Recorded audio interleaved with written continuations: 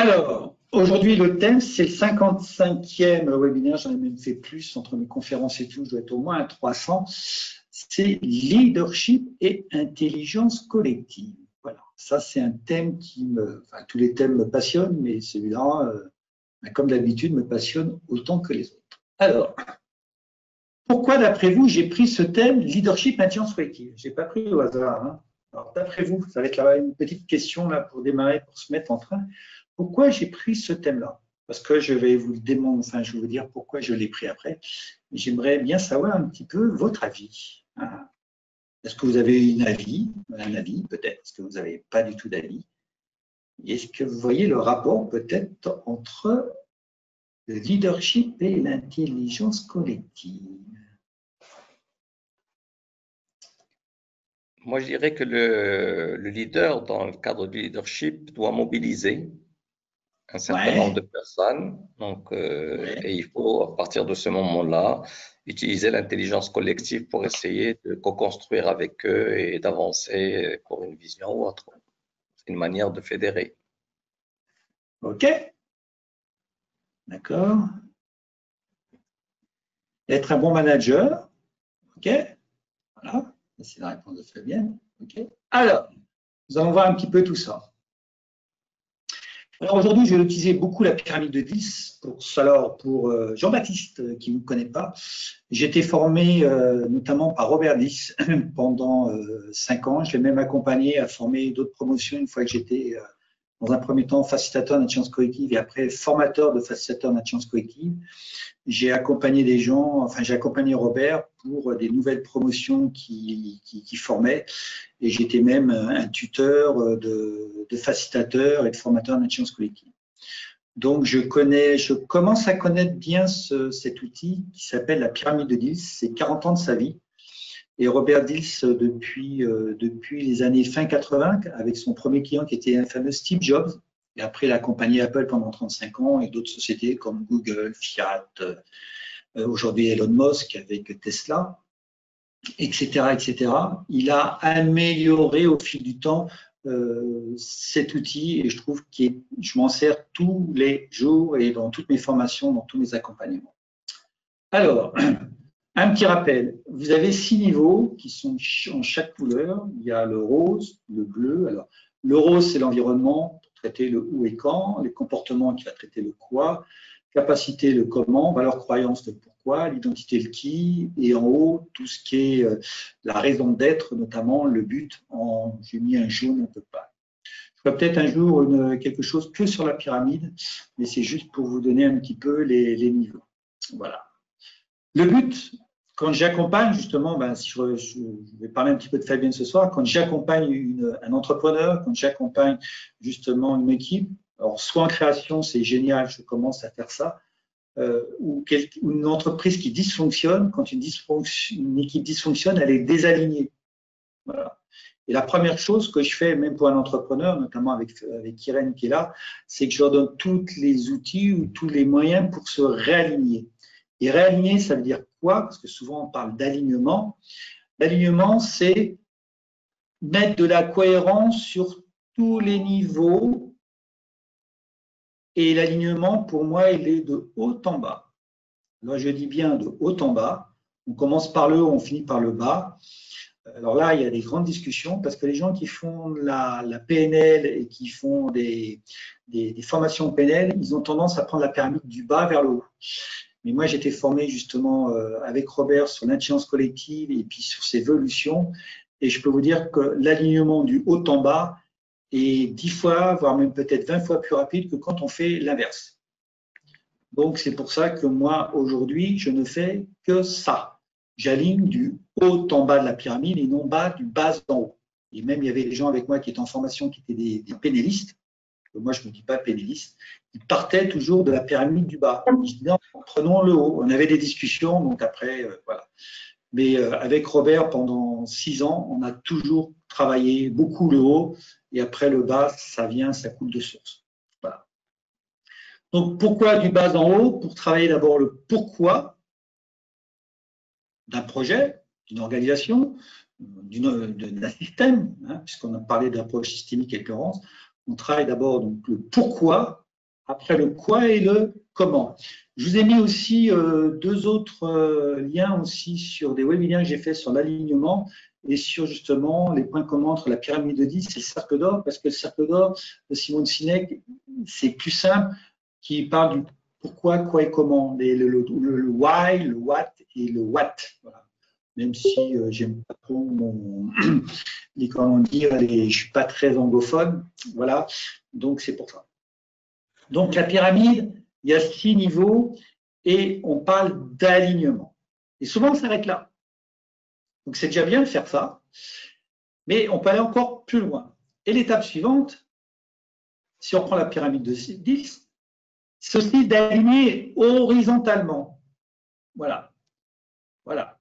Parce que d'un côté, ici, là, si je prends alors alors si je regarde ici, ça doit être à gauche pour vous, hein, ça doit être à gauche. Donc à gauche de l'écran, que je ne me trompe pas, parce que non, c'est à gauche de l'écran aussi pour moi. À gauche de l'écran, il y a tout ce qui concerne le collectif. Donc imaginons que cette pyramide-là, elle est faite au niveau d'une équipe, d'une entreprise tout entière. Il faut à chaque fois, quand on prend la pyramide, savoir sur quel niveau. Est-ce que je travaille au niveau de l'équipe? Est-ce que je travaille au niveau de l'individu? Est-ce que je travaille au niveau d'un système? Est-ce que je travaille sur le niveau d'une agence? Est-ce que voilà, savoir à quel niveau. Ça, c'est important parce que souvent, il y a des incompréhensions et on est bloqué parce que on veut essayer de faire plusieurs niveaux à la fois. Donc, la première chose quand on utilise la pyramide, c'est de savoir à quel niveau. Donc, je vais prendre par exemple le niveau d'une équipe. Imaginez que j'ai une équipe à accompagner. Je travaille autant, je reviens sur la slide d'avant, l'alignement vertical par rapport à la pyramide de haut en bas sur les 6 niveaux, mais aussi horizontalement, parce que à gauche, vous avez tout ce qui concerne le collectif, ce qu'on appelle l'âme, tout ce qui est extérieur à la personne. C'est-à-dire que si moi, par exemple, je suis un manager, voilà, tout ce qui va être à l'extérieur de moi, ça va être l'âme. C'est une approche holistique, le haut long, tout ce qui est extérieur à moi, tout ce qui concerne le collectif, tout ce qui peut toucher ce qu'on appelle aussi, je l'ai mis là, le leadership tournant. Donc ça, c'est tout ce qui est à l'extérieur. Et de l'autre côté, à l'autre côté de l'âme, je ne vais pas dire l'opposé parce que ce n'est pas l'opposé, de l'autre côté de l'âme, il y a l'ego. Donc l'ego, c'est tout ce qui est intérieur. Ce n'est pas égocentrique, c'est tout ce qui est intérieur. C'est tout ce qui est entité séparée, unique. C'est l'individu et c'est là qu'il y a le leadership. Le leadership de la personne ou de l'individu ou de l'entité. Et donc, quand on voit ça, c'est qu'ici, on est dans le collectif et ici, on est dans l'individu. Ici, on est dans l'intelligence collective et ici, on a le leadership individuel, si je puis dire. Et donc, pour le thème de ce soir, qui est le leadership et l'intelligence collective, c'est pour équilibrer les deux côtés. Steve Jobs, quand il s'est fait sortir de Apple alors qu'il avait créé la société, c'est parce qu'il était désaligné de ce côté-là. Il n'était pas aligné horizontalement. Il avait ici quelque chose, il y avait un trou là dans l'ambition et dans le rôle. Il y avait des choses qui manquaient. Et quand il est revenu justement et qu'on donnait que 3 mois à Apple, et bien justement, il a travaillé ici pour rééquilibrer ce qui manquait. Et c'est ça qui a fait son coup de génie, que Apple est arrivé aujourd'hui là où il est arrivé. Alors qu'on lui donnait plus que 6 mois, je crois, que quand Steve Jobs est revenu à la tête d'Apple. Donc c'est important, quand justement il y a des dysfonctionnements, d'équilibrer la pyramide, certes, de haut en bas, pour donner. Alors, après, vous mettez les mots que vous voulez, hein, je ne suis pas un puriste, hein, vous mettez les mots qui vont bien. Aligner, c'est mettre de la cohérence dans les niveaux, c'est de mettre de la justesse, de mettre du lien, de mettre quelque chose qui soit fluide. Voilà, vous mettez les mots que vous voulez. Mais aussi d'aligner horizontalement.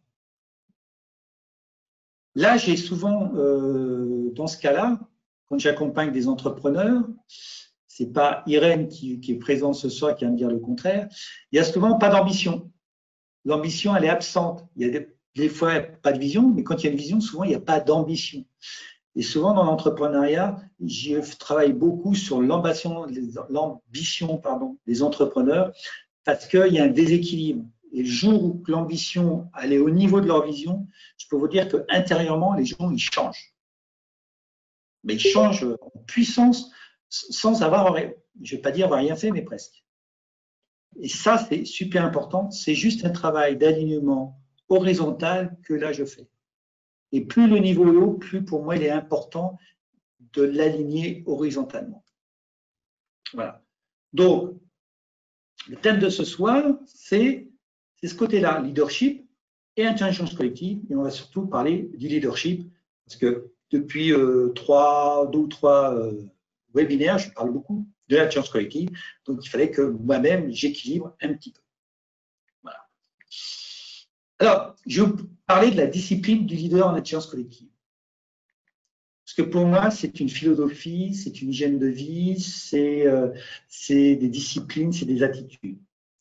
La discipline au niveau de l'intelligence collective, quand on est facilitateur, quand on est leader en intelligence collective, la première chose, c'est d'être connecté. Connecté, ça veut dire quoi? Connecté à plein de choses. Souvent, on est trop centré sur la tâche. Donc, au départ, c'est d'être connecté aux intentions, aux ressources, prendre l'angle dans la relation, connecté aux émotions. Et ça, souvent, on est trop vite connecté au collectif. Et ma manière aujourd'hui, c'est d'être connecté, avant d'être connecté aux objectifs, à la tâche, au travail, c'est d'être connecté plus profondément à la personne, à l'équipe, à leur ressenti, à tout ce qu'on peut avoir, ce qu'on appelle les ressources. Alors les ressources, ça c'est, je travaille dans les états génératifs, et aussi aux personnes.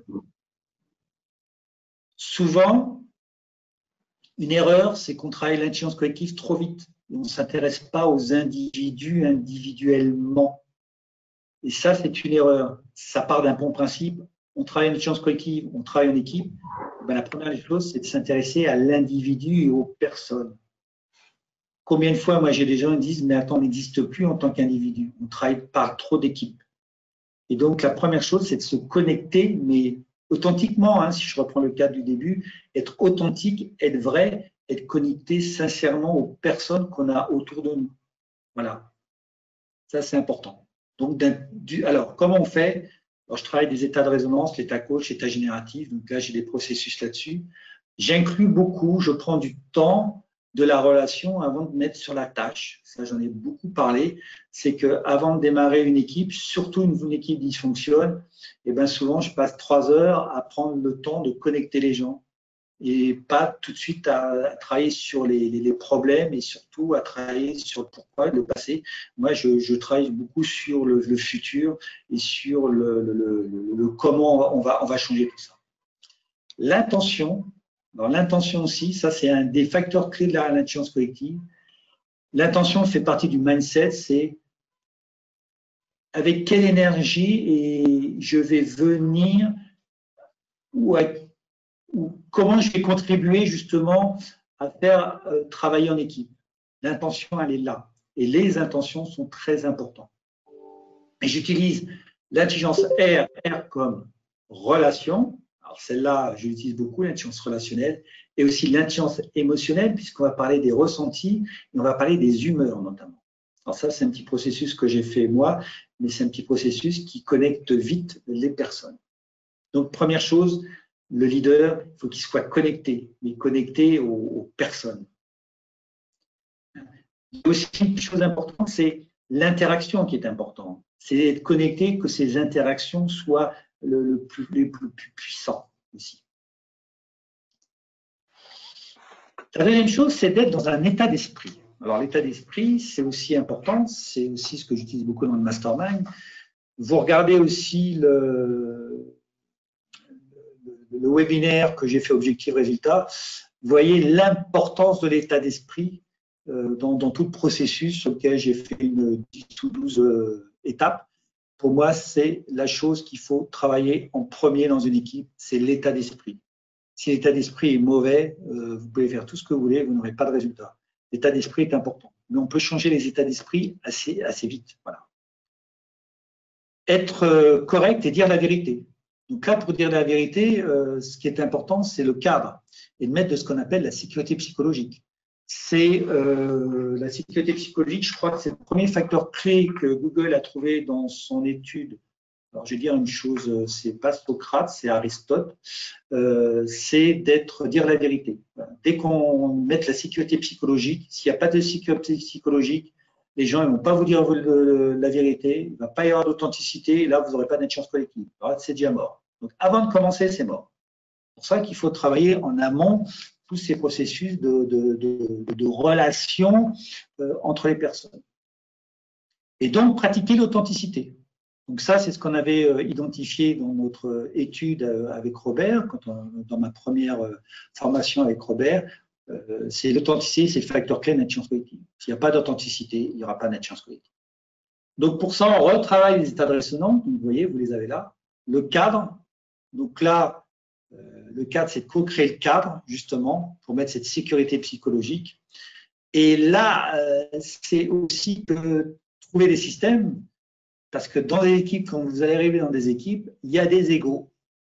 Donc l'ego est bon quand il est au service de plus grand que soi, mais vous avez des fois des égos qui sont un petit peu des fortes personnalités, je dis. Hein. Je me rappelle un jour, quand je suis arrivé dans un grand groupe de construction à Paris, il y avait quelqu'un qui avait un fort ego. Je peux vous dire que si je n'avais pas travaillé tout de suite tous ces processus-là, j'aurais pas pu avancer. Son ego était trop fort. Il a fallu que je l'amène avec un état d'esprit de collaboration, alors que pendant 2 ans, il était dans un état d'esprit individuel. Voilà. C'était un compétiteur et c'était moi, j'arrive et je vais vous mettre une claque à tout le monde. Après, il faut accepter. S'il y a des questions, vous y allez. Hein. Après, alors ça, c'est mon cadre à moi, mais je le remets aussi. Hein. J'ai rien inventé. Et ça, c'est un cadre qui est très important. Accepter sans jugement, sans présupposés et sans préjugés. Les non présupposés, c'est le 3e accord Toltec, hein, c'est pas nouveau aussi, mais je pense que ça aussi, ça m'a sauvé et bien des fois, venir sans présupposer. Voilà, de venir en étant toujours très ouvert. Là, pareil, l'inclusion, on travaille beaucoup ça. L'intention est de mettre les gens en parité. C'était mon thème de mémoire. Pour moi, la parité, ça me sauve aussi beaucoup. Souvent, on me dit qu'il ne faut pas qu'il y ait de niveau de hiérarchique. Ben, je peux vous dire que moi, des fois, je suis arrivé dans des équipes, il y avait des niveaux hiérarchiques. Et ben, j'ai fait avec ce qu'il y avait. Et justement, grâce à tous ces processus-là, ben, même quand il y avait des niveaux hiérarchiques, eh ben, les gens ils ont pu discuter en parité, en gardant leur niveau hiérarchique, en discutant d'égal à égal, de gagnant à gagnant, de win-win. Voilà, c'est ce qu'on recherche en coaching. Et ça, c'est super important. Et bien sûr, après, le leader, la posture du leader, ça, c'est pas forcément le leader de l'intelligence collective, mais c'est bien de le rappeler, c'est être focalisé sur le résultat, hein, sur le suivi, mais surtout de modéliser les pratiques.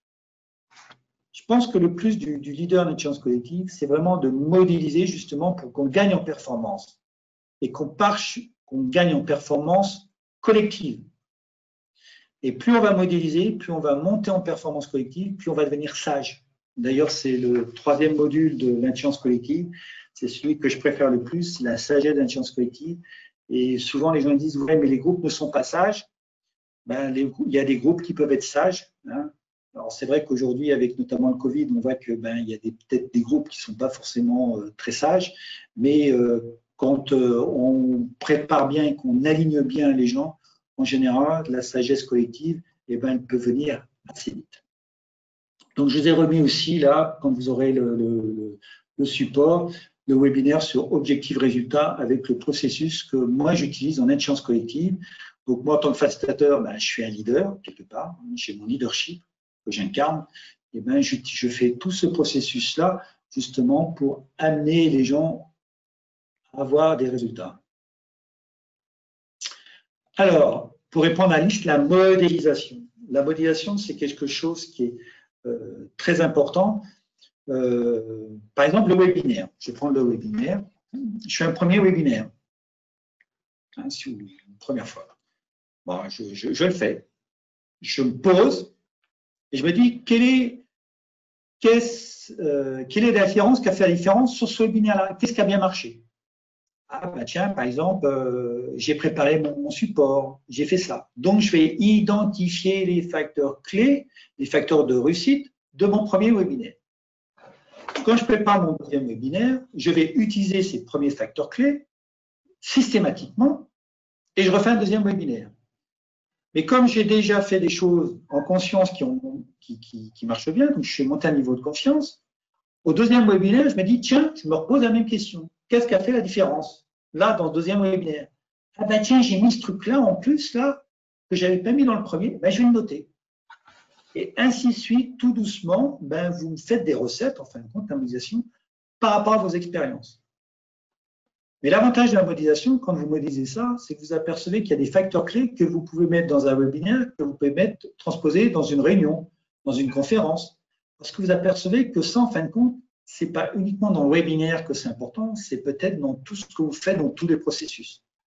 Par exemple, moi, dans mes processus de facilitation d'intelligence collective, je sais qu'il y a des facteurs clés, je les mets à toutes les sauces. Parce que je sais que celui-là, si je le mets, ça me prend 15% de performance en plus. Et souvent, c'est des subtilités.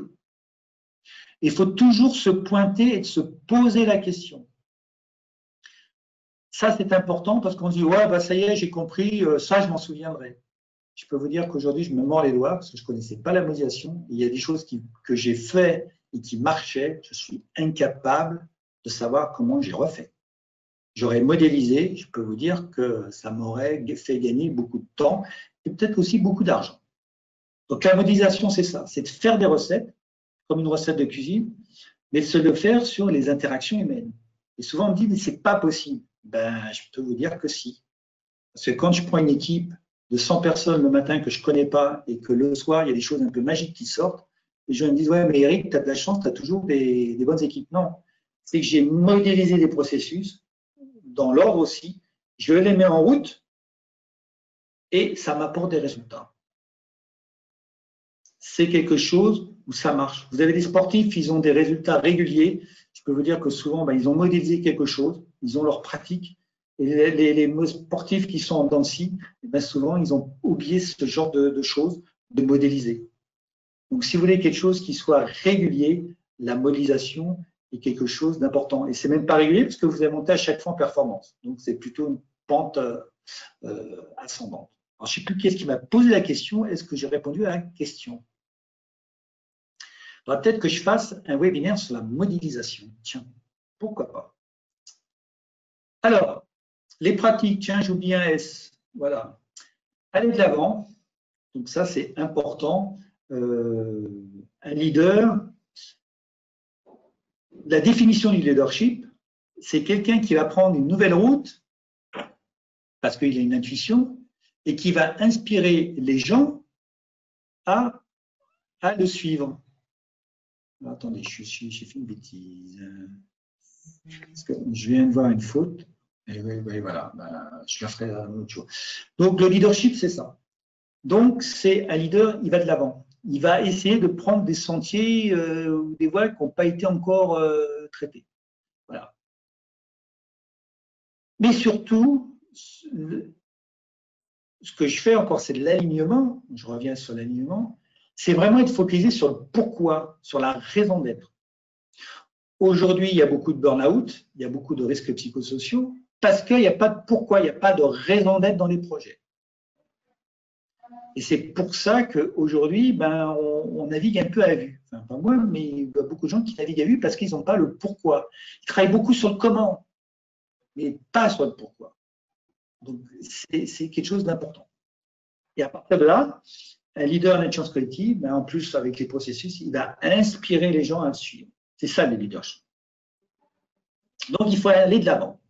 Mais ce qu'il y a un leader en intelligence collective, et surtout quand on est facilitateur aussi en intelligence collective, il faut savoir à un moment donné se faire discret, même se faire oublier. C'est un peu la métaphore de loi. La métaphore de loi, quand les lois partent pour aller dans les pays chauds, hein, alors c'est pas la transhumance, c'est quand ils vont aller hiverner, la loi leader, elle part en premier et toutes les autres lois la suivent. Voilà. Mais s'il restait tout le temps devant, il ne pourrait pas faire tout le voyage. Donc, à un moment donné, une fois qu'il a donné la direction, il dit voilà, on va, je sais pas, nord-nord-ouest, j'ai une bêtise, hein, nord-nord-ouest, et bien, loi, il va aller derrière et va profiter du souffle des autres lois pour aller, pour moins se fatiguer. Et il y a une autre loi qui devient une leader. Ce n'est pas la loi leader, mais c'est une autre loi. C'est un peu ce qu'il y a dans la course contre la montre. On parle du Tour de France. Ben, si vous voyez les courses de la montre, ben, ce n'est pas toujours le même qui reste devant. Hein. Il fait, je ne sais pas, 1 kilomètre ou 500 mètres, et puis il vient derrière, et ainsi de suite. Ben, c'est pour utiliser la force d'aspiration. Et ben, le leadership, c'est aussi ça, en Champions League. C'est qu'à un moment donné, c'est de faire un pas sur le côté et de laisser les autres prendre le lead. Parce que peut-être qu'il y a une personne qui est plus adaptée, justement, parce qu'il a plus la compétence ou pour plein de raisons, il a plus de raisons d'être là au milieu, au centre.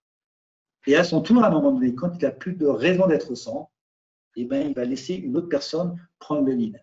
Et c'est ça le leadership tournant. Alors, je vais couper parce que là, je sens.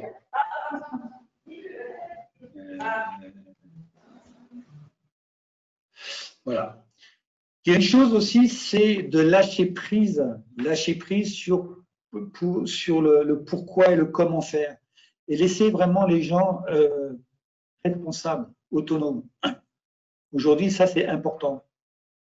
C'est-à-dire, je vous ai donné une direction, moi je travaille sur le pourquoi, et maintenant le comment, ben, vous débrouillez, je vous fais confiance. Et aujourd'hui, dans les organisations, il y a beaucoup de commandes dans le contrôle, et c'est pour ça aussi qu'il y a beaucoup de démotivation et que les gens, ils sont un petit peu dire, attends, on dit de faire ça, mais c'est pas comme ça qu'il faut faire, et en fin de compte, on veut m'apprendre mon métier.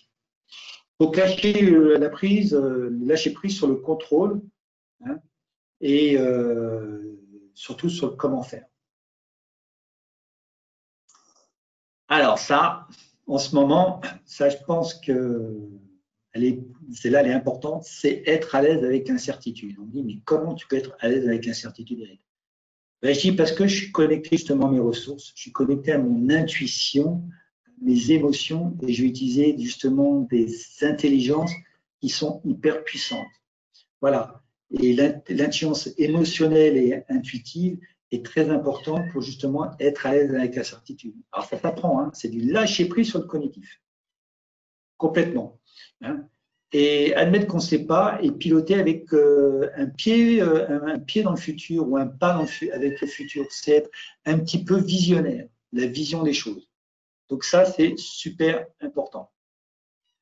Voilà, en utilisant justement toutes les intelligences intuitives d'abord et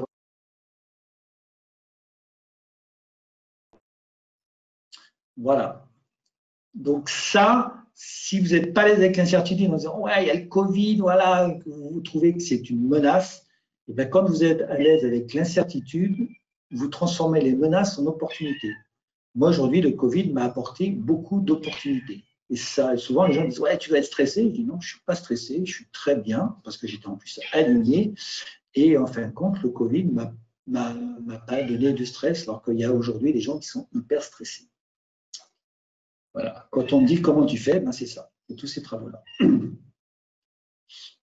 Une chose aussi, quand on est un leader en intelligence collective, c'est de donner beaucoup de soin à la présence des personnes, la présence. Hein, au niveau, pour vraiment que les synergies, les différences qu'elles vont apporter puissent jouer leur rôle. Voilà. Et rester curieux, comme je dis, comme un enfant de 5 ans. Et de dire, souvent, il y a des gens qui viennent, ils disent, tu sais, je ne sais pas pourquoi je suis venu, je suis fatigué, je n'aurais pas dû venir. Je dis, tu sais, juste ta présence va apporter beaucoup de choses au processus. La présence apporte beaucoup de choses à tout processus. Quand une personne est là, sa présence apporte ce qu'on appelle dans le champ le champ, c'est dans les champs des interactions, va apporter de la synergie, donc va apporter une ressource. Même si la personne ne dit rien, sa présence va apporter quelque chose. Alors ça paraît peut-être un peu truc de fou, mais je peux vous dire que c'est vrai. Parce que moi, je l'ai vu combien de fois que la personne, au départ, elle était juste là pour être présente, pour être sympa, parce que dire, ben voilà, vous êtes tous déplacés, ben je vais me déplacer aussi pour le groupe. Et elle a dit une chose dans la journée, et parce qu'elle était présente, elle a capté les choses que les autres n'avaient pas captées. Juste parce qu'elle était présente. Parce qu'en plus, quand on est fatigué et présent, en général, on absorbe plus les choses. Donc, on est plus à l'écoute. On a une écoute qui est surdimensionnée. Et souvent, on perçoit des choses que les gens ne perçoivent pas. Donc, la présence est importante. C'est pour ça qu'il faut développer ces états de présence avant tout, pour qu'ils soient très, très, très, très. Je regarde ma montre. Alors, ça aussi, c'est quelque chose, ça, c'est aussi ma pratique. C'est être 100% positif, réaliste.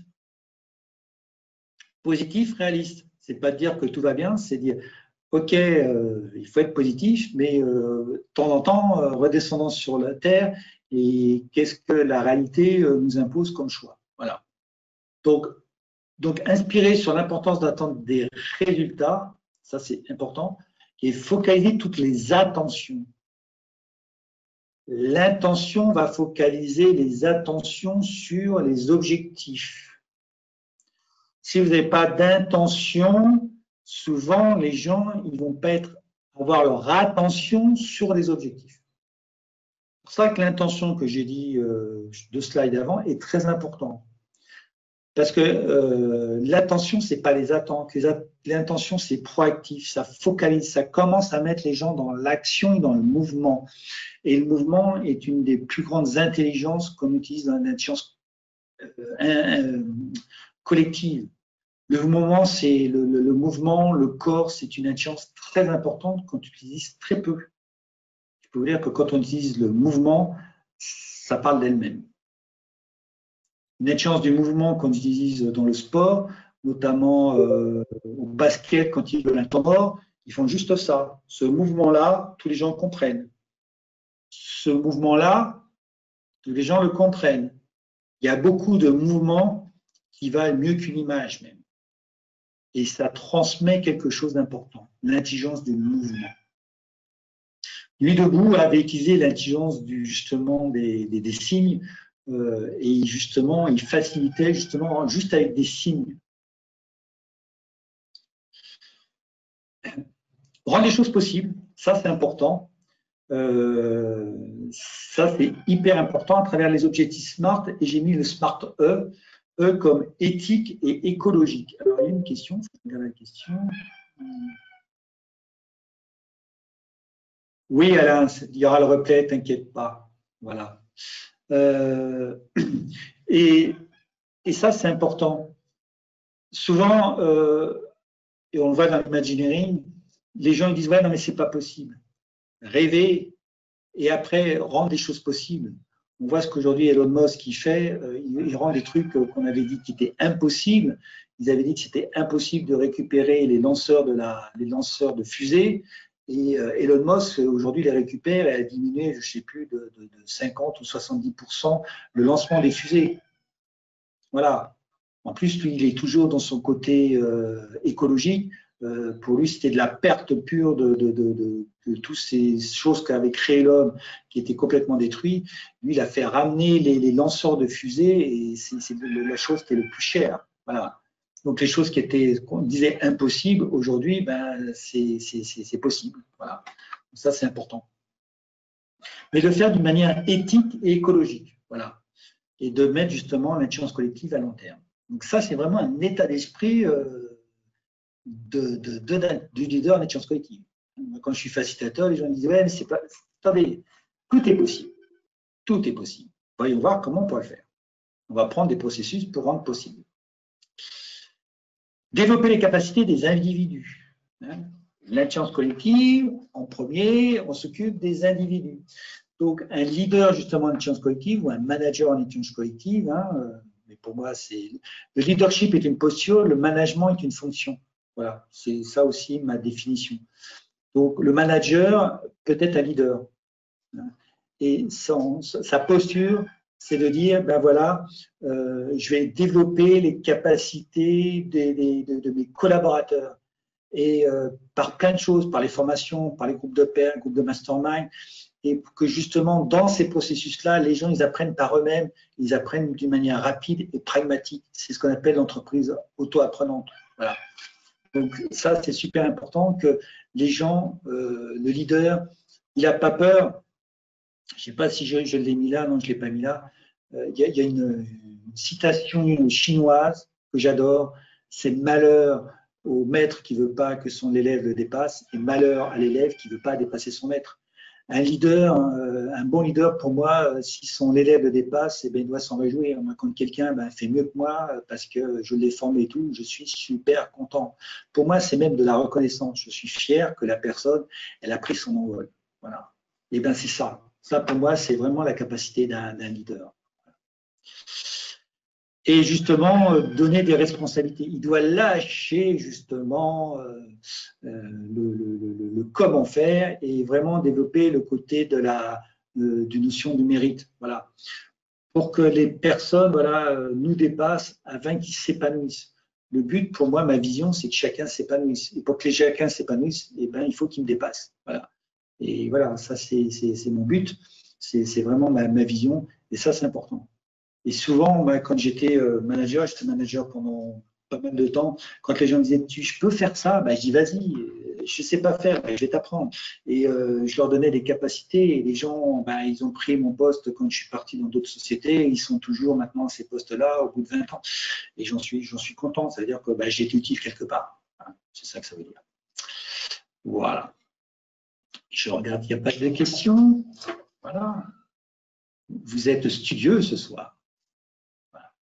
Donc, voilà pour moi les grandes capacités d'un leader en intelligence collective. C'est vraiment lâcher, apprendre à lâcher le contrôle et que justement, ben, les individus grandissent et que les individus grandissant, leur synergie soit de plus en plus présente afin que le collectif grossisse et que émerge l'intelligence collective par des solutions, des choses que personne n'aurait imaginées seul. Alors, comment moi je l'utilise dans tout ça? Alors, pour ceux qui ne me connaissent pas, puisque Jean-Baptiste est encore là, voilà, tu vas voir, il y a des gens qui le connaissent. L'art de la communication, c'était une de mes anciennes spécialités. J'ai été formé pendant plus de 2 ans. Voilà. Aujourd'hui, je n'en fais plus un business et j'ai dit, c'est dommage que cette expertise-là, je la garde pour moi. Moi, je partage beaucoup, donc j'ai passé 1 mois à temps plein. Donc voilà, j'ai eu 1 mois où j'ai rien fait, j'ai fait que ça, pour faire quelque chose de gratuit sur l'art de la communication, sur les 4 manières de communiquer. On comprendra pour ceux qui ont des enfants pourquoi on n'élève pas ses enfants de la même manière. Pour faire peut-être des stratégies de vente, si vous êtes consultant, coach, ça donne aussi des pistes pour qu'il n'y a pas une manière de vendre, mais il y en a 4. Voilà, au minimum 4. Voilà, ou comment mieux manager ou comment mieux faciliter. Donc ça, c'est important. Donc ce sont des choses qui sont toutes simples. Enfin, toutes simples. C'est pas nouveau, c'est Carl Gustav Jung, mais Hippocrate avait déjà observé ça il y a 2500 ans. Des choses qui sont dans l'inconscient collectif cher à Gustav Jung. Voilà. Donc allez-y, c'est encore gratuit. Amenez-moi vos commentaires parce que la première, je risque de la refaire justement suite aux commentaires qu'on va faire. J'ai déjà quelques idées. Donc allez-y parce que la première va, pas tout de suite, mais d'ici quelques mois, va être refaite parce que ça me prend beaucoup de temps. Je vous dis, ça me prend 1 semaine pour faire une vidéo de 30 minutes à peu près. Voilà. Et je sais que ça a profité déjà à plus de 500 personnes. Donc, au moins, là, je suis content. Ça a été utile pour bien des personnes. Ouais, plus de 500, puisque les gens que j'ai formés aussi à Casa, j'ai 200 personnes, donc je dois être à 700, 800, plus ceux que j'ai formés il y a 10 ans, donc j'ai peut-être plus de 1000 personnes. Facilitateur en intelligence collective, alors ça, c'est peut-être aussi pour répondre aussi à une question de Fabienne. Tout ce que j'ai abordé là, c'est qu'il est vraiment travaillé en intelligence collective, notamment dans le module 2, on va travailler vraiment en profondeur la pyramide et notamment la modélisation et aussi l'alignement. Donc ça, c'est important. Dorian John. Et ça, c'est tout ce travail-là. Alors, il n'y a pas que ça, mais on va travailler le côté, l'équilibre justement de cette pyramide, aussi bien verticale que horizontale. Voilà. Donc là, c'est plutôt une formation pour les gens qui veulent être coach ou coach d'équipe ou qui veulent vraiment faire une profession, bien comprendre justement cette approche d'intelligence collective. Une approche, parce que contrairement au coaching, au coach agile, il y a le socle avec le diamant, donc là, il y a vraiment quelque chose. Ou le PMI, vous avez la Bible. Donc ça, c'est important. Merci Youssef, à bientôt. Et dans l'intelligence collective, il y a plein d'approches. Donc là, c'est vraiment d'avoir une approche qui est pour moi très belle, puisqu'on va utiliser l'intelligence émotionnelle, relationnelle, somatique, le champ des possibles. On va vraiment pas être dans le cognitif, on va pas être dans les processus. Il y a des formations de facilitateurs en intelligence collective qui vont travailler, par exemple, tous les processus techniques. Voilà. Moi, je travaille très peu de processus techniques. Je vais travailler les processus relationnels, les processus de l'individu, les processus humains. Voilà. Donc là, c'est pour bien comprendre, pour qu'après, que vous preniez un Watt Café, un Proaction Café, tous les outils que j'ai développés, je crois, la semaine dernière, vous puissiez les utiliser avec puissance. Voilà, ça, c'est important. Donc, avant de travailler la tâche, le processus, eh bien, on va travailler la relation et comment que les gens soient sur la bonne longueur d'onde. Donc ça, si vous voulez, c'est cette formation-là. Et j'ai parié, j'ai mis à moins de 1 000 € cette année, alors qu'elle était depuis 2012 à 1 700 €, mais j'ai dit, je veux tester quelque chose. Ça, c'est mon côté marketing. Pour les gens qui veulent accompagner des équipes, alors soit en interne, soit en externe, donc soit en interne, en intra, ou en inter-entreprise. Ça, c'est l'intelligence collective concrète. Là, on rentre dans le vif du sujet et on voit comment on va accompagner des groupes entre 7 et 9 personnes avec des processus qui sont hyper puissants. Là, il y a dans les groupes de mastermind, moi je le mets au service de l'entrepreneuriat et du management. Il y en a qui le mettent au service de la performance des équipes sportives, d'autres pour les mamans qui travaillent, d'autres pour les gens qui partent à leur retraite, d'autres qui peuvent le mettre dans les groupes de mastermind sur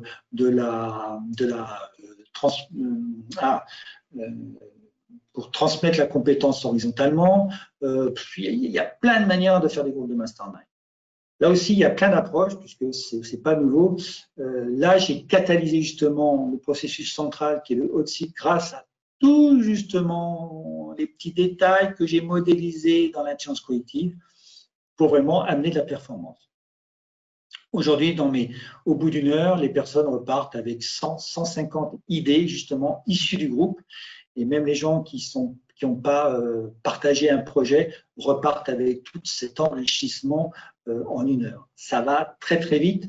Il y a aussi un témoignage de Mélodie sur mon site, j'aurais pu le mettre là. Ça, c'est vraiment très très important. Voilà. Donc, si ça vous intéresse, il y a une formation de 4 jours. Et là, il y a un vrai business. Pour les gens qui veulent avoir vraiment un nouveau métier, qui travaillent le collectif, le groupe de mastermind, ça, c'est de l'intelligence collective appliquée puissance 10. Parce qu'en plus, j'ai rajouté une journée, on va travailler vraiment le lancement de son groupe. Hein, ça, c'est important. Et parce qu'il y a un vrai business plan derrière. Parce que moi, je suis assez business. Quand je forme les gens, c'est pour qu'ils, derrière, ils puissent s'en servir, soit pour augmenter dans leur activité professionnelle, soit pour créer un vrai business s'ils sont entrepreneurs, par exemple.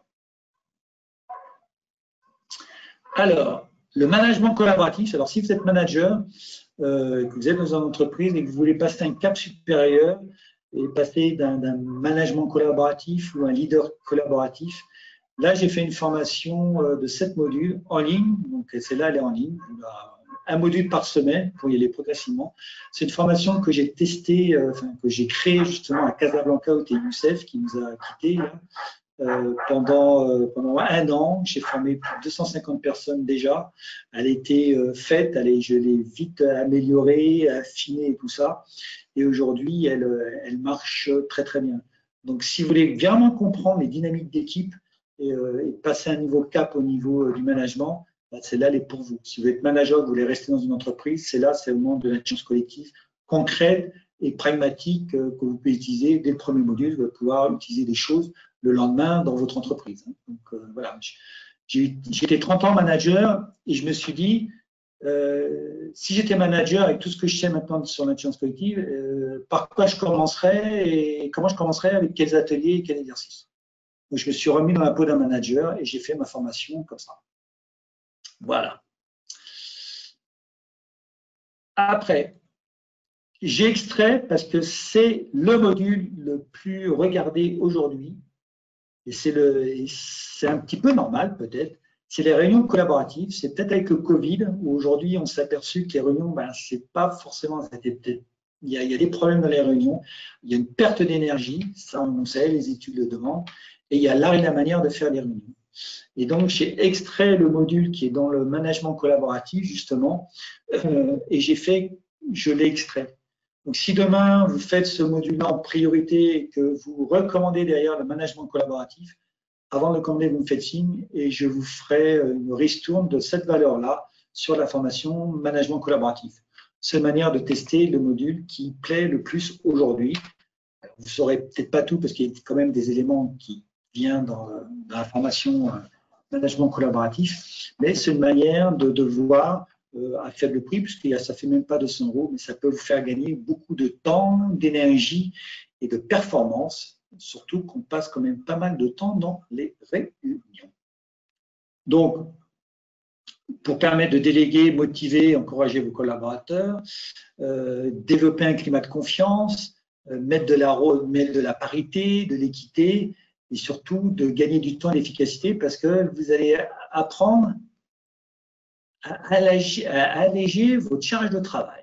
Donc, si vous voulez alléger votre charge de travail dans les réunions, et bien cette réunion, elle est là. Donc, rien que ça vaut le coup déjà de la faire. Alors, après, il y a les groupes de mastermind. Donc, ça, c'est plus pour les entrepreneurs, pour les gens qui sont chefs d'entreprise ou qui ont une petite entreprise. Voilà, dans mes groupes de mastermind, j'ai des startups qui ont une dizaine d'employés ou plus. L'autre fois, j'avais quelqu'un qui avait 250 employés. C'est plus une startup, c'est une grosse PME même. Voilà. Donc, soit que vous faites la formation à distance parce que vous êtes un peu loin. Donc, c'est une formation entrepreneuriat à distance avec un abonnement tous les mois sans engagement. Donc, vous venez une fois, 2 fois, 3 fois, enfin un mois, 2 fois, puisque dans le mois, vous pouvez venir 2 fois. On travaille un sur le fond et un sur la forme. Voilà. Donc, c'est un abonnement, mais que vous arrêtez quand vous voulez. Voilà, il n'y a pas de durée. La formation entrepreneuriale, c'est tous les ateliers que je fais en présentiel. C'est celle que fait Irène qui est présente ce soir parmi nous. Voilà. Et après, vous avez, là, c'est vraiment mon bébé. C'est tout ce que j'ai travaillé dans l'entrepreneuriat et le mastermind. Parce que moi, le mastermind, les entrepreneurs, j'adore ça. Et ça, c'est vraiment mon dada. C'est accompagner les entrepreneurs en présentiel avec tous les outils marketing, communication, vente et tous les processus d'intelligence collective pour booster et accélérer vite leurs projets. Il y a même des gens qui me disent je ne savais pas que ça pouvait aller aussi vite. Si, quand tu viens dans un groupe de mastermind, c'est pour accélérer. Si ça ne va pas accélérer, ce n'est pas un groupe de mastermind. Voilà. Donc, vous avez 3 formules. Vous avez une journée qui est, pour ceux qui ne sont pas loin, ça sera à Sophie Antipolis, à côté de Cannes, entre Cannes et Nice.